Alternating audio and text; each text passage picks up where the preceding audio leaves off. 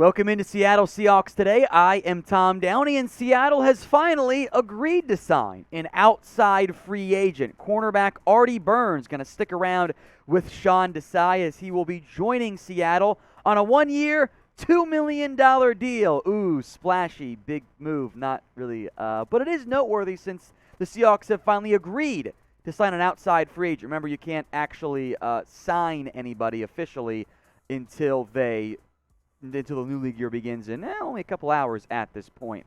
Burns' deal is reflective of a backup corner. Now, PFF loved him last year. His numbers were okay for call him really more of a part-time player. There was a lot of nickel corner reps, by the way, for Artie Burns. We'll see if that is the role in Seattle or if he goes back to the outside where he's played plenty in the past. 65.4% was his completion rate, 205 yards, 1 touchdown.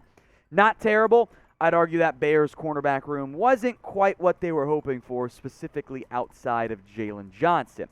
This is a connection for Sean Desai in the end. Sean Desai was the Bears defensive coordinator last year, now in an assistant defensive role this year. He still probably has some influence there. That's kind of the indication for me. That's the goal there of him coming in. Burns played 11 games last year. They are getting a former first-round pick. Remember, all those years ago, the Bengals took William Jackson in round 1. The Steelers were going to take Jackson. They had to panic. They pivoted to Burns, and to be blunt, it didn't work out all that well. I don't think Burns is someone you want starting for your team. I'm not going to play him over Sidney Jones. I'm not going to play him over Trey Brown. Not sure I'd play him over Ugo Amadi. But if he's like your, number 4 outside corner, number 2 inside corner, maybe number 4 overall, that's probably fine. I think that's a good veteran depth piece is what this move is as far as I'm concerned for Seattle. He knows the scheme, or at least has some input as to what the scheme could look like. I know Desai's not the full DC, but he'll have influence there, make no mistake about it. It's fine. It's not an earth-shattering move. I still think corner is one of your biggest needs. I don't think you can enter the season with Sidney Jones, Artie Burns, Trey Brown, Ugo Amadi, Marquise Blair as your main corners. That's not going to get it done. So grade the signing of Artie Burns, knowing we don't have the guaranteed money at this point. A, B, C, D, or F. We'll spend some more time on this, but this is the pinned comment on today's video. So if the ad break comes, take advantage of it. Let me know how you're feeling. A, B, C, D, or F.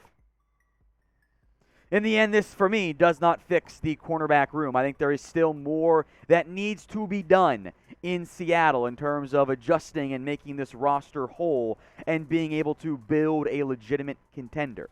I don't think they have it all at this particular point. They've got to find more help. Right now, you've got Sidney Jones, Trey Brown, Artie Burns, Ugo Amadi, Marquise Blair as well. That's not enough in terms of having reliable corners. If you had signed DJ Reed, which I wanted to do oh so badly, you would have been, I think, fine with Jones, Brown, maybe Artie Burns in the fold, maybe not Blair, Amadi. You didn't do that. So corner remains, for me, knowing this team does not like to invest early round picks at corner, it is still one of their biggest organizational needs at this point.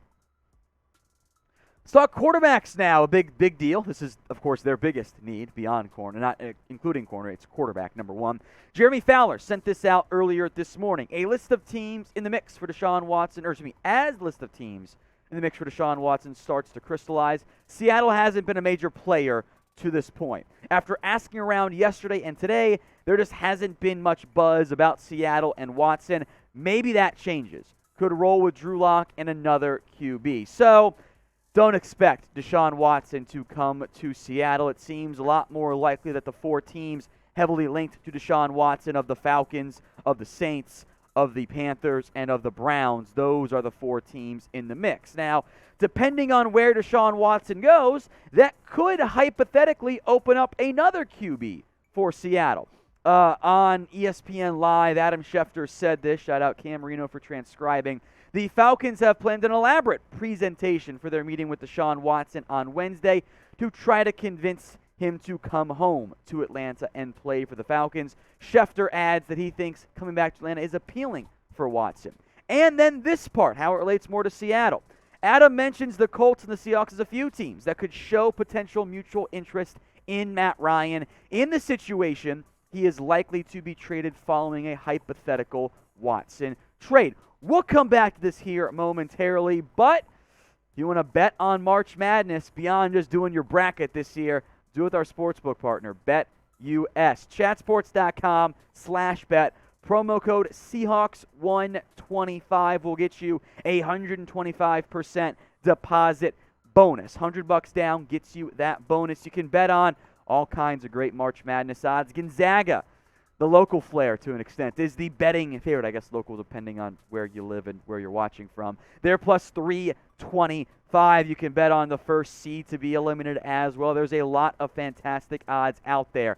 Gonzaga plus 325 is your favorite. It's chatsports.com/bet. Promo code Seahawks125. Back to the Matt Ryan conversation. He is still a good QB. Matt Ryan is good at football. He is able to help you win games. And I think his numbers this year were down. The Falcons were not a good football team. I think that Matt Ryan is not Russell Wilson. He's a lot better than Drew Lock is. I think we could all, outside of the 10 remaining Drew Lock truthers, agree to that. Here's my question. Does Ryan get Seattle deep or even in to the postseason? I don't think he'd be that expensive in a trade, maybe a second-round pick. That Seattle should not, and I don't think would not, give up their first-round pick for him. But if you're Seattle, you add Matt Ryan, you're kind of trying to win football games right now. Is that the way they should be building their roster at this point? I'm on record saying maybe you embrace at least a bit of a rebuild or retooling. So when Seattle makes a move, they will have more moves coming, like we mentioned with Artie Burns earlier today. We'll let you know. Hit that big red button and subscribe. 120 subs away from 25K. So if you haven't already, join us for free videos every single day on the Seattle Seahawks. The Browns have also been linked to Deshaun Watson, and Baker Mayfield took about 48 hours of the Deshaun Watson trade rumors and had to post to social media thanking Cleveland, saying more or less just in case he gets doubt that he loved Cleveland. The Browns are apparently a big player in the Deshaun Watson trade conversation, and the Baker trade rumors, not including Deshaun, continue to grow.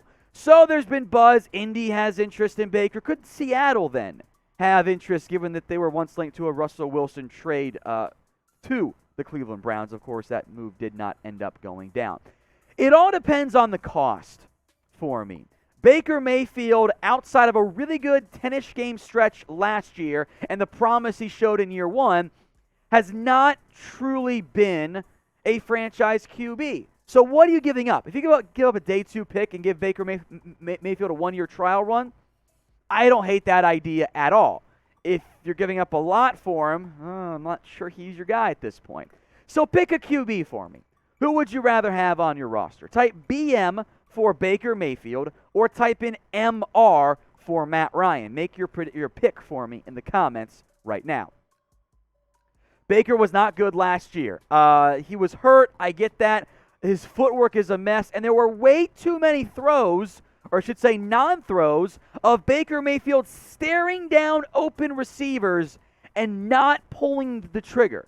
To be blunt, Baker was broken last year for the organization in Cleveland. That's a huge red flag. He showed promise down the stretch of 2020. Yeah, he would have DK Metcalf, Tyler Lockett. Maybe he could emerge, but you would wonder just how good he really is in the end. So the comparison here, right? The strengths, the pros and cons. Baker's younger. He's got room to go. He's got potential. He could be your franchise guy.